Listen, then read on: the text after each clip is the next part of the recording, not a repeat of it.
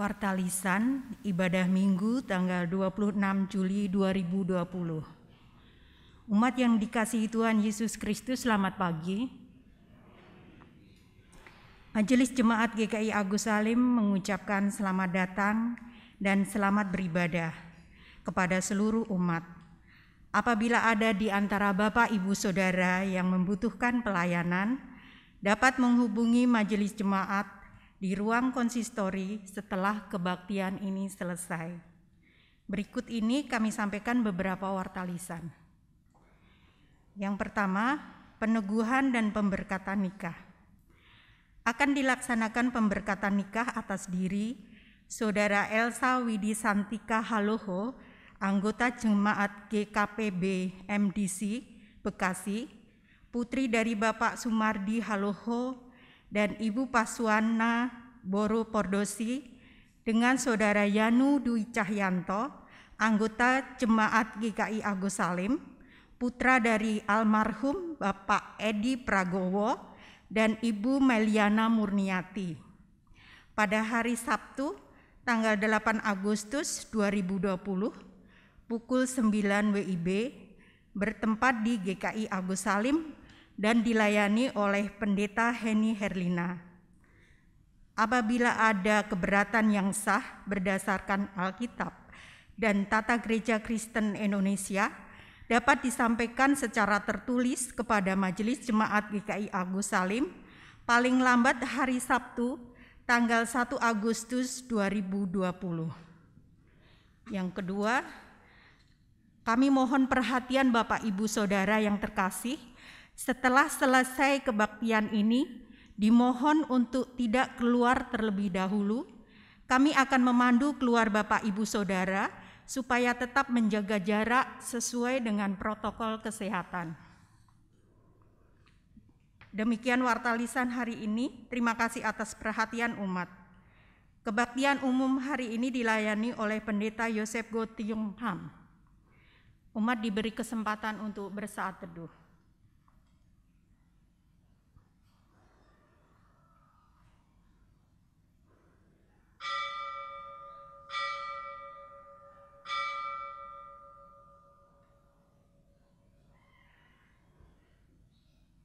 Umat diundang untuk bangkit berdiri.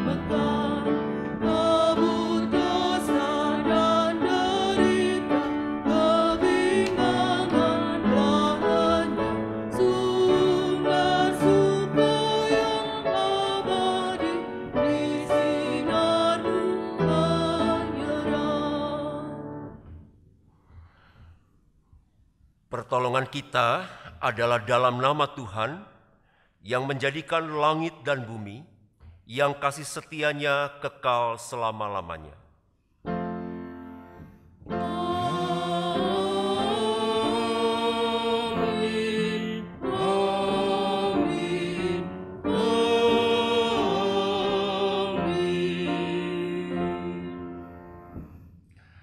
Salam sejahtera bagi saudara yang datang dalam nama Tuhan. Tuhan beserta saudara sekalian. Dan beserta saudara juga.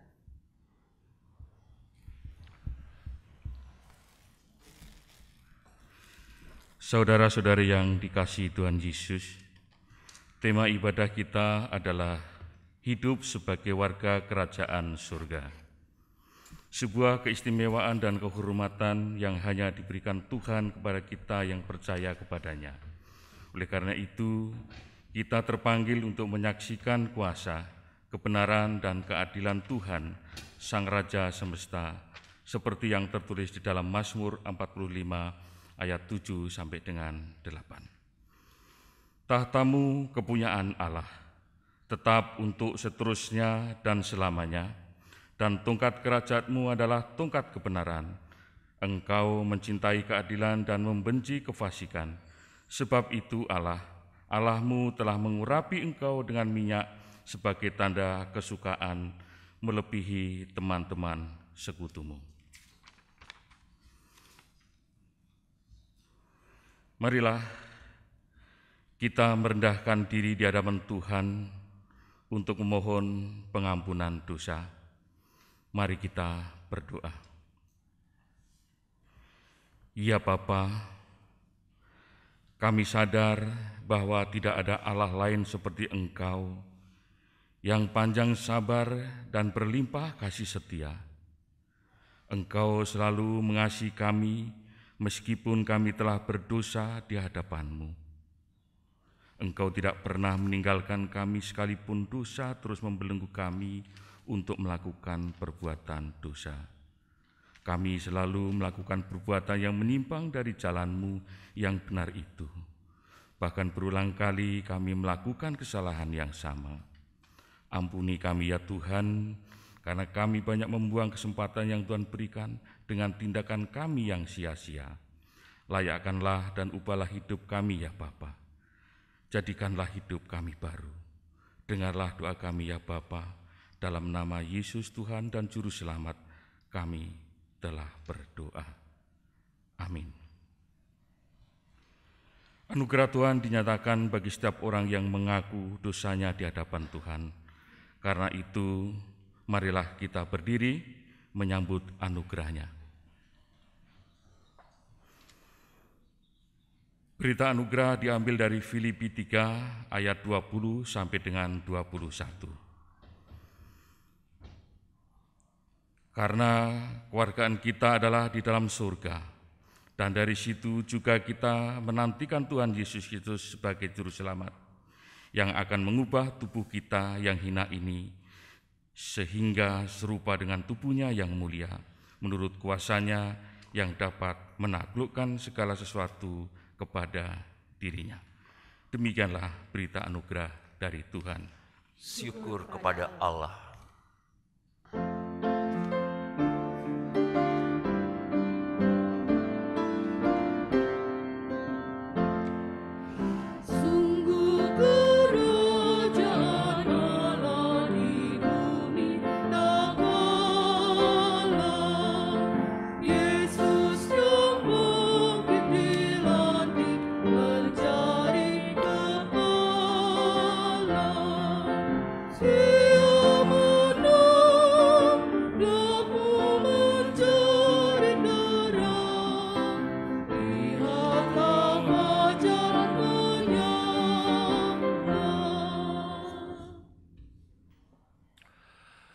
Saudara-saudara yang dikasihi Tuhan, saat ini kita akan disapa oleh kebenaran sabda Allah.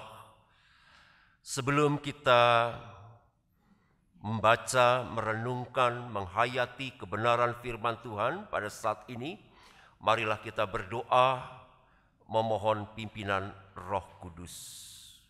Kita berdoa.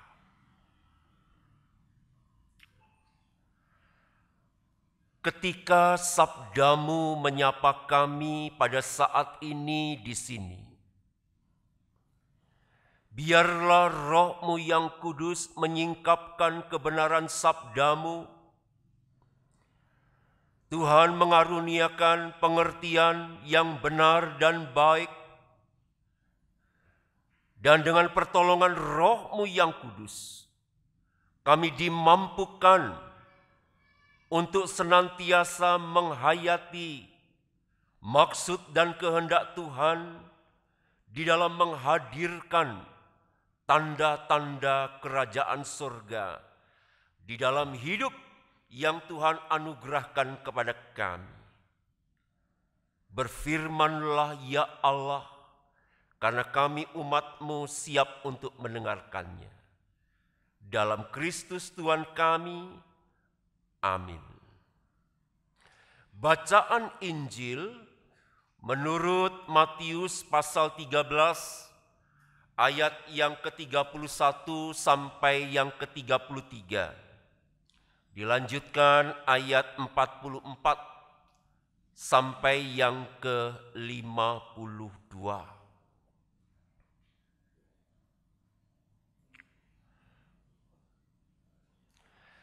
Yesus membentangkan suatu perumpamaan lain lagi kepada mereka, katanya, hal kerajaan sorga itu seumpama biji sesawi yang diambil dan ditaburkan orang di ladangnya.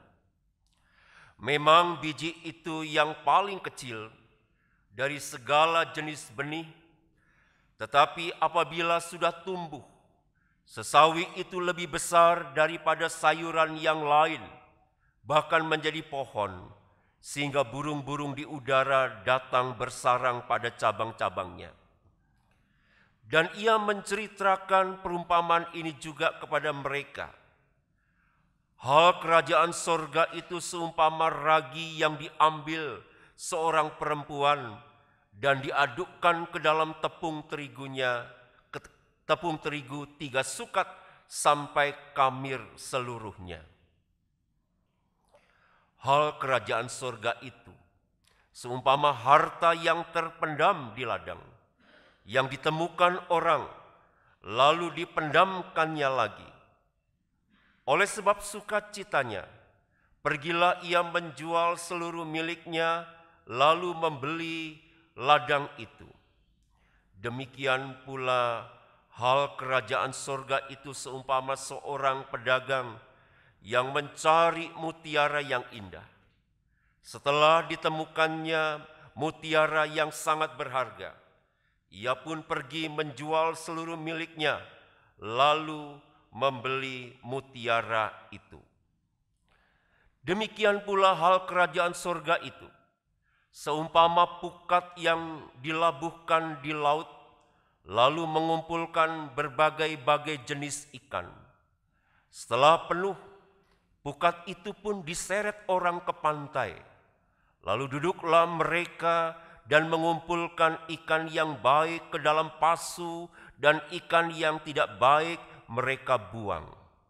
Demikianlah juga pada akhir zaman, malaikat-malaikat akan datang memisahkan orang jahat dari orang benar, lalu mencampakkan orang jahat ke dalam dapur api. Di sanalah akan terdapat ratapan dan kertakan gigi. Mengertikah kamu semuanya itu? Mereka menjawab, ya, kami mengerti.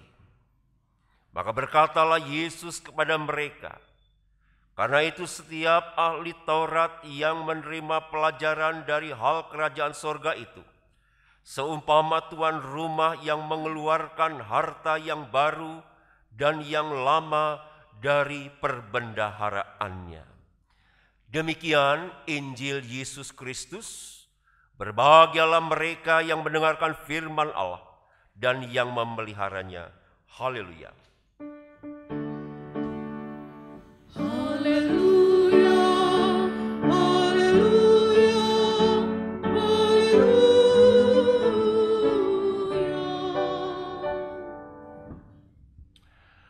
Saudara-saudari yang dikasihi Tuhan Yesus, selama 3 minggu terakhir ini, di dalam bacaan leksionari kita belajar mengenai kerajaan sorga.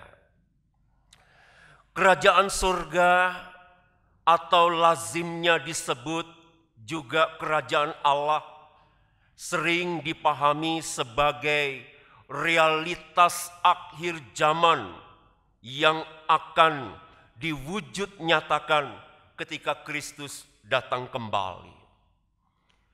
Meskipun demikian, saudara-saudara, tidak berarti kerajaan surga itu belum datang atau memiliki dimensi kekinian. Ada orang yang berpandangan bahwa kerajaan surga atau kerajaan Allah itu sudah datang, yaitu ketika Yesus yang sudah atau pernah datang ke tengah-tengah dunia ini, ketika ia bertindak mengusir setan. Itu menunjukkan bahwa kerajaan sorga atau kerajaan Allah itu sudah datang.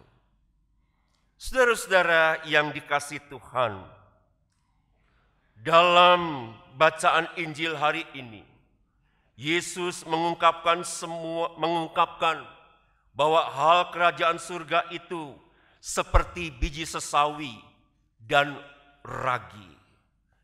Biji sesawi merupakan biji yang paling kecil, tetapi dapat tumbuh sebagai pohon yang tingginya bisa mencapai 3 sampai 4,5 meter.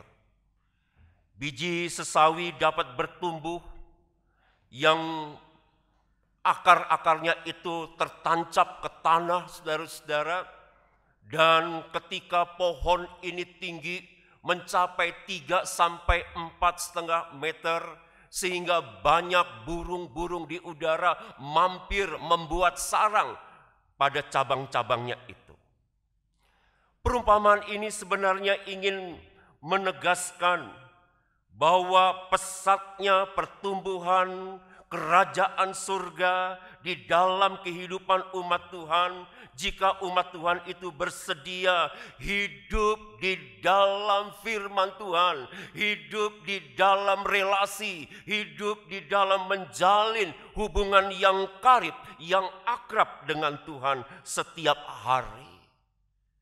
Saudara-saudara yang dikasihi Tuhan, demikian juga dengan ragi. Dari perumpamaan mengenai ragi ini, sebenarnya Tuhan Yesus ingin menekankan pentingnya perubahan diri, perubahan dari dalam, baik itu secara individual maupun sebagai komunitas ataupun sebagai paguyuban.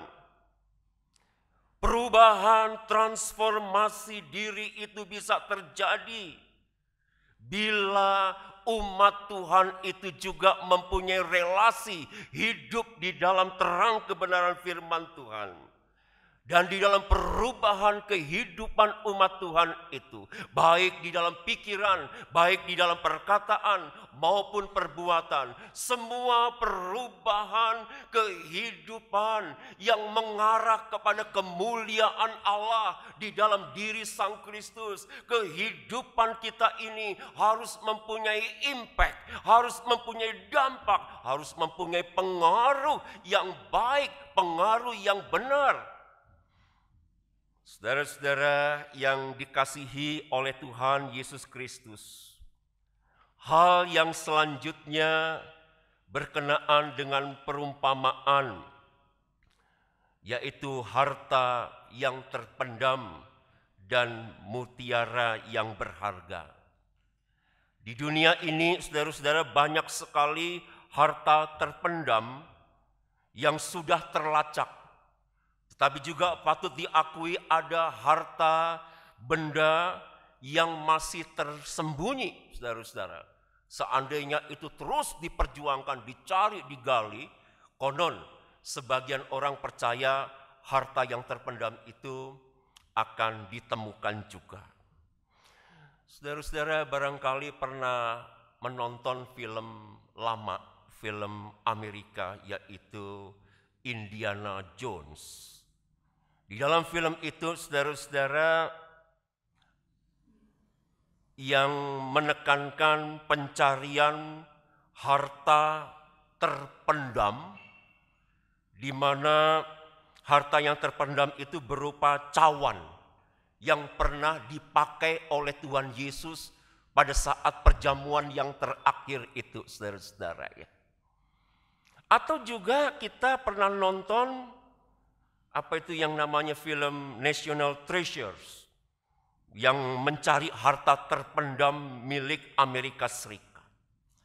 Nah, saudara-saudara, dari film ini sebenarnya ingin ditunjukkan sebuah pesan bahwa manusia berusaha berlomba-lomba untuk memperoleh harta dalam pengertian materi, dalam arti kekayaan secara duniawi. Tentu secara manusiawi tidak bisa disalahkan begitu saja, saudara-saudara. Tetapi justru di dalam perumpamaan mengenai harta terpendam dan mutiara berharga ini. Tuhan Yesus ingin menekankan kalau manusia di dunia ini begitu berlomba-lomba, berjuang untuk mencari harta duniawi. Orang yang mencari kerajaan surga, orang yang mencari kehendak Tuhan, yang mau mengutamakan Tuhan di atas segala-galanya di dalam kehidupan ini, saudara-saudara.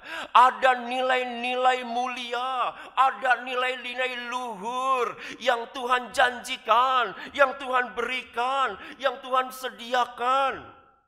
Di dalam kehidupan orang yang mencari Tuhan ataupun yang menempatkan Kristus di atas segala-galanya.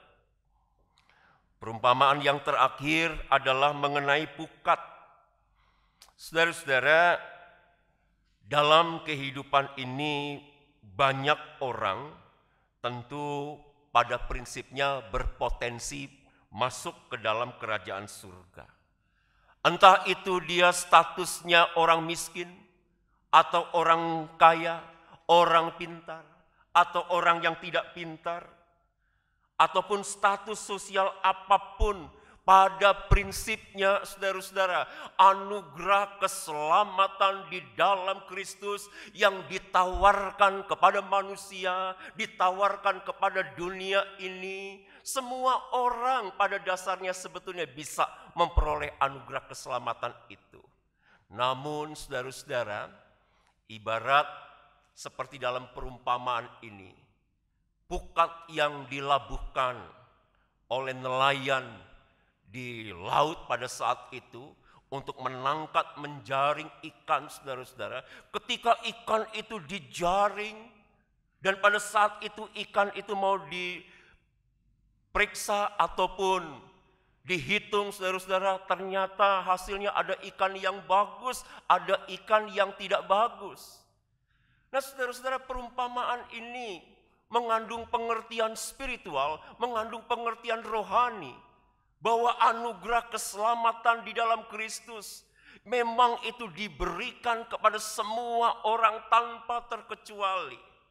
Namun untuk orang berpegang erat, berpegang teguh pada kebenaran firman Allah, apakah dia tetap konsisten, apakah dia tetap ajak, apakah ia tetap setia sampai kedatangan Tuhan, apakah ia tetap setia kepada Kristus sebagai Tuhan dan Juru Selamatnya, belum tentu.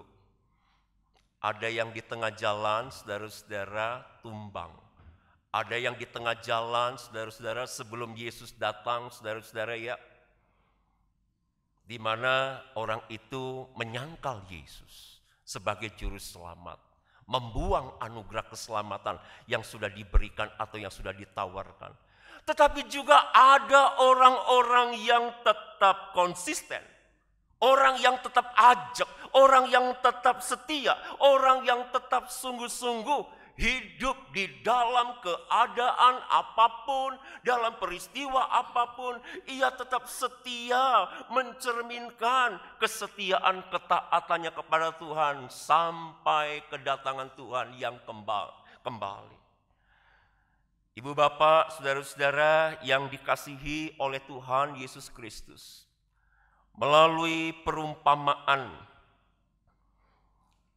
pada saat ini ketika mempelajari perumpamaan dari Tuhan Yesus ini, kita menghayati, saudara-saudara, hidup sebagai warga kerajaan surga, di mana itu merupakan sebuah anugerah, sebuah kehormatan, sebuah keistimewaan di dalam kehidupan setiap orang yang percaya. Saudara-saudara, kalau saudara disebut satu warga bagian dari satu masyarakat yang disebut aja masyarakat kota yang maju atau hunian yang elit, orang yang dianggap yang terhormat, terpandang, pasti saudara bangga. Nggak ada yang nggak bangga, saudara-saudara. Ya. Nah, saudara-saudara, tentu kebanggaan itu bukan kebanggaan begitu saja. Saudara akan menjaga kebanggaan sebagai apapun juga, di mana saudara berada, untuk menunjukkan jati diri, untuk menunjukkan peran, untuk menunjukkan kiprah, peran serta dan tanggung jawab sebagai warga dari satu tempat, dari satu lokasi, dari satu bangsa, yaitu bagaimana kita mau menunjukkan kebaikan-kebaikan kepada sesama manusia, kepada lingkungan sekitar, bahkan dalam lingkup yang lebih luas lagi. Sebagai murid-murid Kristus, pada saat ini saudara-saudara, ketika kita menghayati hidup sebagai warga kerajaan surga, itu berarti di dalam kesetiaan, di dalam anugerah keselamatan yang Tuhan berikan di dalam kehidupan kita. Maka kehidupan kita harus mempunyai dampak, mempunyai pengaruh, menjadi berkat. Hidup kita boleh menghadirkan tanda-tanda damai sejahtera, tanda-tanda keselamatan yang dari Allah, yang itu yang boleh dirasakan oleh orang lain, oleh sebanyak mungkin orang di tengah-tengah kehidupan ini. Kiranya kuasa Kristus yang melengkapi, menolong, dan memampukan kita untuk hidup sebagai warga kerajaan surga. Amin.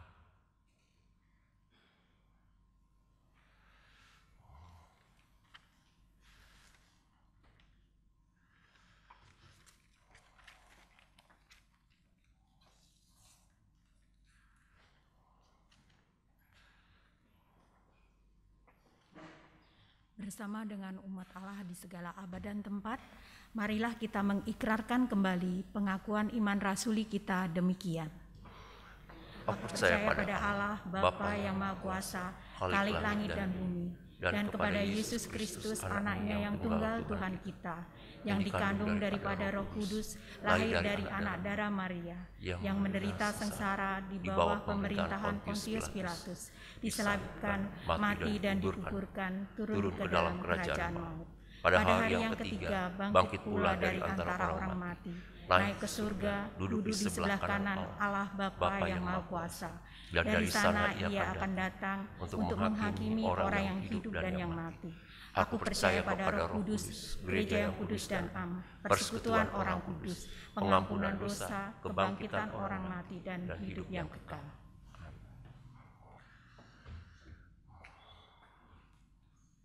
Kita berdoa.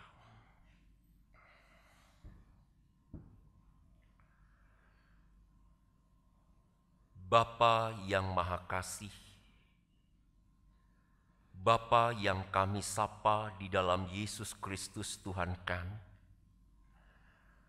pada saat ini ya Tuhan, kami berdoa untuk bangsa-bangsa di muka bumi di masa pandemi COVID-19 ini, ketika seluruh umat manusia dari berbagai bangsa berjuang, berupaya terus-menerus untuk menemukan vaksin antivirus corona.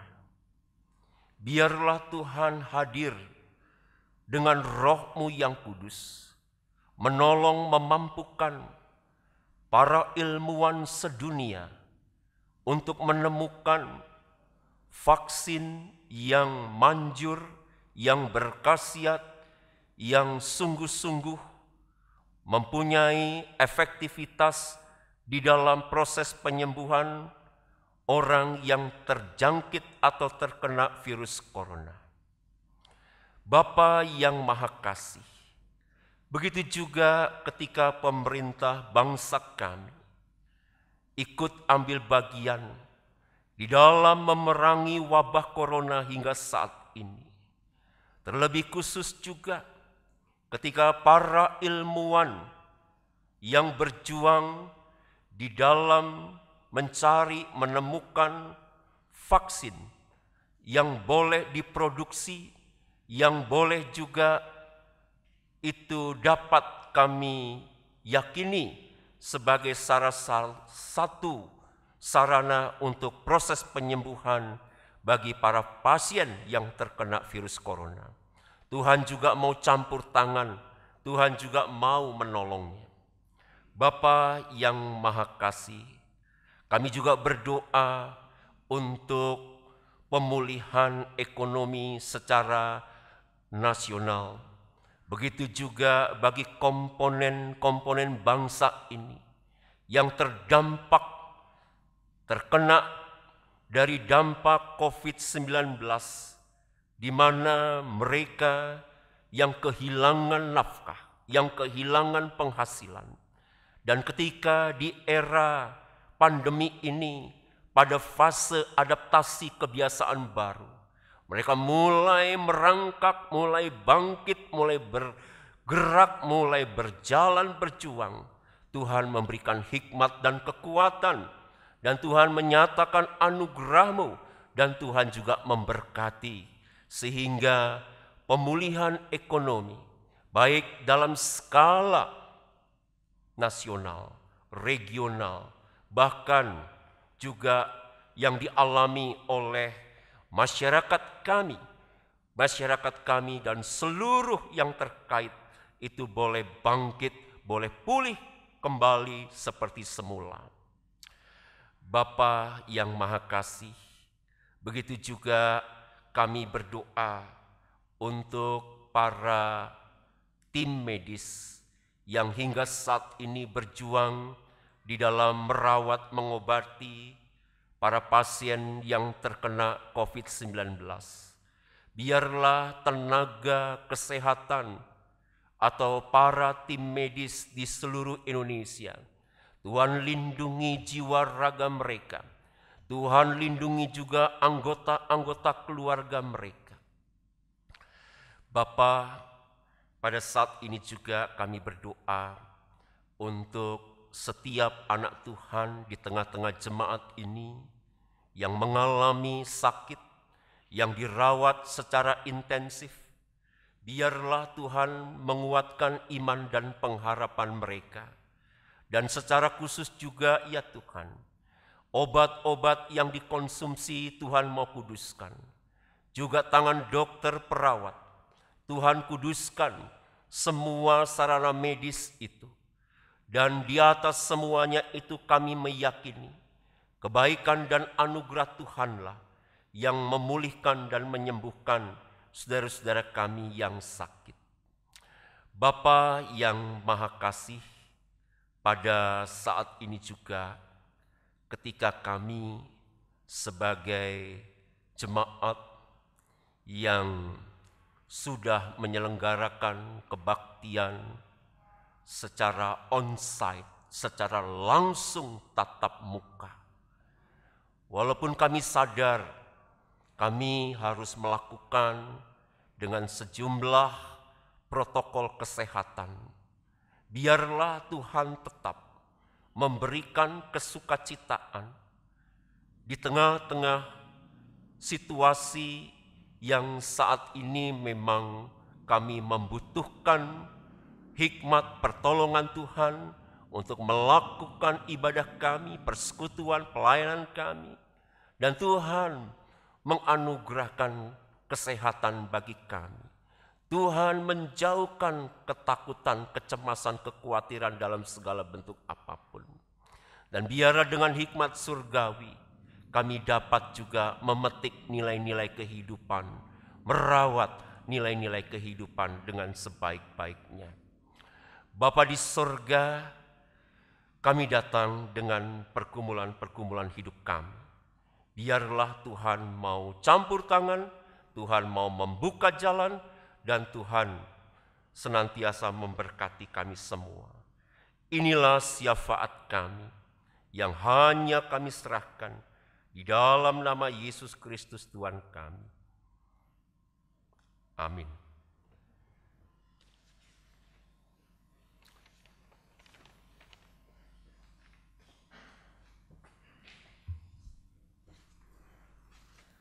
Umat yang dikasihi Tuhan, marilah kita menyerahkan persembahan kita kepada Tuhan Selain melalui amplop yang sudah dipersiapkan, persembahan dapat juga diberikan melalui transfer ke rekening gereja, seperti yang tertulis dalam flyer yang dibagikan dalam warta WhatsApp atau yang tertulis di layar. Pengantar persembahan akan diambil dari Roma 12 ayat 1. Karena itu saudara-saudara, demi kemurahan Allah aku menasihatkan kamu, supaya kamu mempersembahkan tubuhmu sebagai persembahan yang hidup, yang kudus, dan yang berkenan kepada Allah. Itu adalah ibadahmu yang sejati.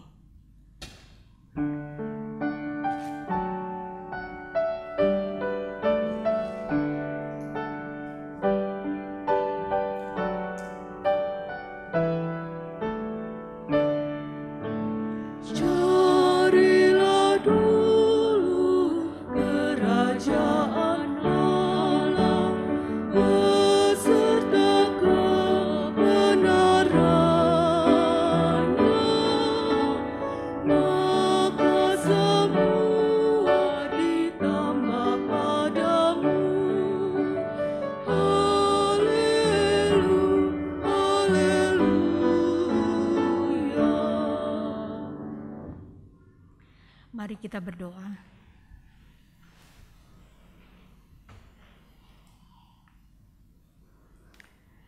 Tuhan, kami bersyukur untuk kemurahan dan kebaikan Tuhan. Kami bersyukur untuk berkat yang selalu Tuhan limpahkan dalam hidup kami. Saat ini kami bersyukur melalui persembahan ini, layakkan dan kuduskan persembahan ini ya Tuhan, supaya persembahan ini berkenan di hadapan-Mu dan juga berguna untuk pelayanan kami di sini. Sebagai warga kerajaan surga yang Engkau kasihi, ajar kami untuk kami mempersembahkan waktu dan hidup kami untuk kemuliaan nama-Mu. Terima kasih Tuhan Yesus. Amin.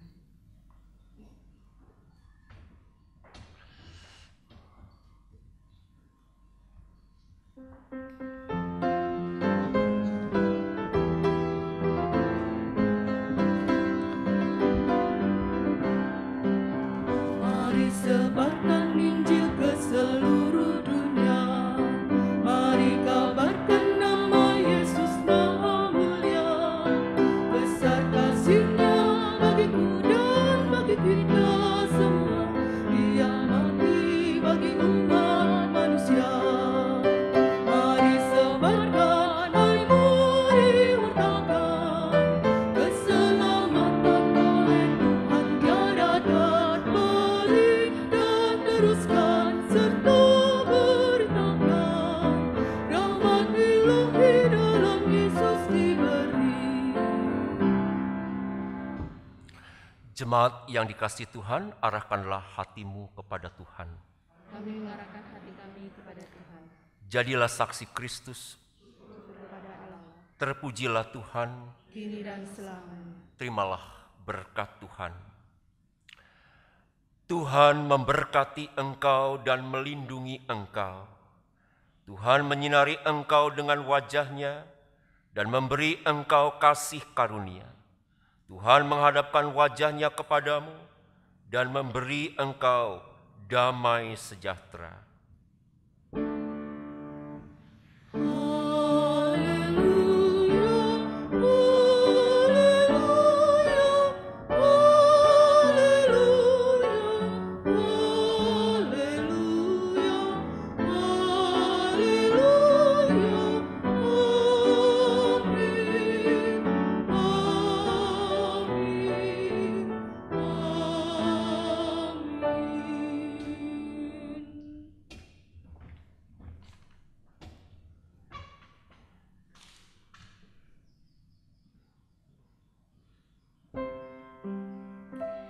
Kebaktian telah selesai. Selamat hari Minggu. Tuhan Yesus memberkati. Silakan duduk memasuki saat teduh.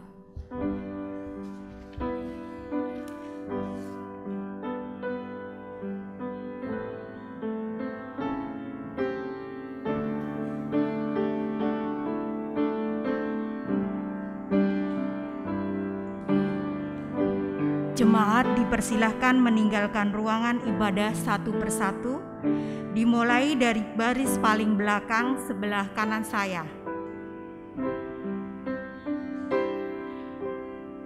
Disusul paling belakang sebelah kiri.